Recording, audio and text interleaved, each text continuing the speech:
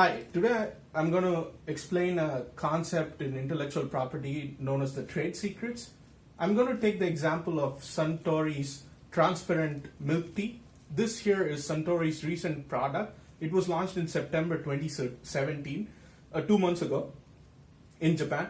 Suntory is Japan's largest beverage manufacturer. They make everything from alcoholic beverages to bottled water. And this is Suntory's recent products, which is a super hit in Japan. This product is transparent milk tea. As you can see from see-through, and it's actually milk tea. So the product costs around 100 yen in Japan, which is around 1.21 US dollar. I'm gonna first try tasting this product and explaining how this product feels. Then we are gonna look into the trade secret aspect of it. So first I'm gonna open it, and this is my first time to drink it. So yeah, this is a bottle I bought from China. Hey, if you like this bottle, you can just subscribe to my channel, and if you're the 100th subscriber, send me a message and I will ship you one of this for free. So I'm going to pour this in the bottle.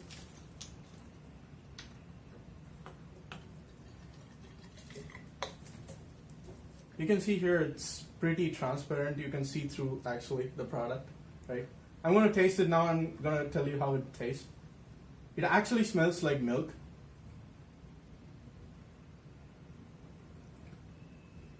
It tastes like very dilute kind of milk tea. I might not be a fan of this product, but you know, it's interesting. It's the first time, so I'm going to try it anyway. So let's look at the intellectual property dynamics of this product. I am Harish Pillai, and welcome to my YouTube channel, Intellectual Property Talks.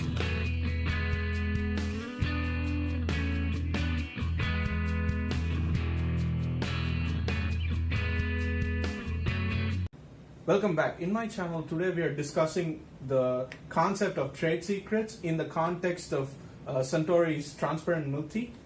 So the whole spectrum of this kind of products that look like something and taste like something else, this concept is called molecular gastronomy.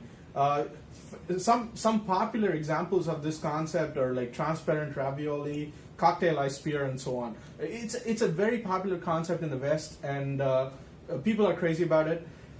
Let's have a small intellectual property overview. There are two kinds of intellectual property protection that this product has. First is the trademark, Suntory, and the tagline, Premium Morning Tea. Both of them are registered trademarks of Suntory. And second is the trade secret, which is the core element of our talk today. The trade secret deals with how the process that they use to make this tea transparent. While the actual process is unknown, people have speculated on blogs and forums that the actual mechanism of how this works is there are elements in milk that give it the color, and Suntory has a process that removes these elements while retaining as much flavor as it can. Let's have a small discussion on trade secrets. Trade secrets are a mechanism that protect business or technical information that has commercial value. Trade secret applies to a whole range of domains such as formulas, address book, emails, algorithms, patents, and so on. A trade secret is very attractive from a startup or a small medium enterprise point of view because there is no registration involved in a trade secret.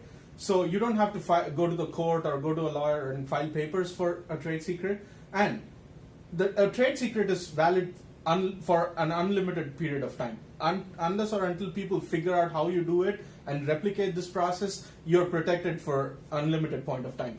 However, there's one small constraint that we need to consider when it comes to trade secrets. This concept is called compliance.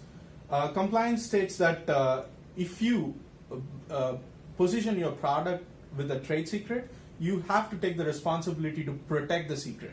So that's the onus of protecting it is on you. Now let's discuss why people use trade secrets. There are three reasons in my point of view why people might opt for trade secrets against patents or other kinds of protection. First is if your product is non-patentable. This is a funnel that I call the patentability funnel. let's say your idea is here, right? Ideas to begin with are not patentable. Any kind of idea is not patentable, right? An idea when implemented is patentable, subjected to 4 factors. First, is it applicable? Let's say your idea deals with some product that it does not fall inside the patenting domain. Second, there is non-obviousness. Your invention should not be obvious. Third is novelty, and fourth is it should have some useful or industrial application. Now, these factors together form only the eligibility of patent. The second reason is, let's say you want to reach a market very fast. Patenting takes a long time. If you apply for a patenting today, right, it might take 1 to 2 years for your patent to move through the whole patent development life cycle, and then you might or might not be granted a patent. Whereas in the case of trade secret, since there is no filing, you can actually declare your product to be a trade secret and move to the market immediately. And third, let's say a product has a very limited life cycle. Let's say the summers are coming up and you invent a new kind of ice cream, right? So let's say this product might have only a short kind of life cycle, so it's economically not feasible to actually get a patent and so on. So there are 6 simple steps towards implementing trade secrets. First is identifying your trade secret, which deals with finding out what part of your business or process is worth being called a trade secret. Second is enforcing trade secret confidentiality. Let's say a machine that you created is the core element that has to be secreted. You have to enforce trade secrets. For example, you have to implement a locking mechanism or some kind of restriction where only a limited kind of people can go inside and use the machine and so on. And third is you have to educate your employees about the protection for that machine. And fourth is sign non-disclosure agreements with your employees. So in case your employees leave the organization, they don't take a part of that technology or process or understanding with them outside and replicate it outside. You also have to understand your country's legal outline for trade secret. In case you have reasons or proof to believe that somebody has copied your trade secret, you can take civil actions. 2 points that you should take into consideration before you actually start implementing trade secrets for your startups or your small medium companies is that trade secrets are not protected against reverse engineering. For example, let's say I buy Suntory's Transparent Milk Tea and I run a chemical analysis and figure out how they actually made this happen. That knowledge is mine and I can use that knowledge to make products. And a trade secret does not protect Suntory from that kind of a reverse engineering action. However, patents can protect you from this kind of action. So that's why it's important to know almost all kinds of intellectual properties, mechanisms that are available, so you can take the best mechanism possible to protect your invention. Second is, there is a huge cost involved in compliance. Let's say your company is small and you just lock out the parts that are essentially critical to manufacturing a product or a process, right? Let's say your company starts growing, you have to invest a lot of money in keeping it a secret. That's a recurring cost. So that's something you need to consider. So one kind of discussion that I would like to engage in this video section is, let's say you have a trade secret and you've validated the market for the product. Can you convert a trade secret into a patent? Comment on my video and we can discuss more on this. Join our Facebook page for daily updates on intellectual property related thinking. Also do subscribe to this channel for more videos. Thank you.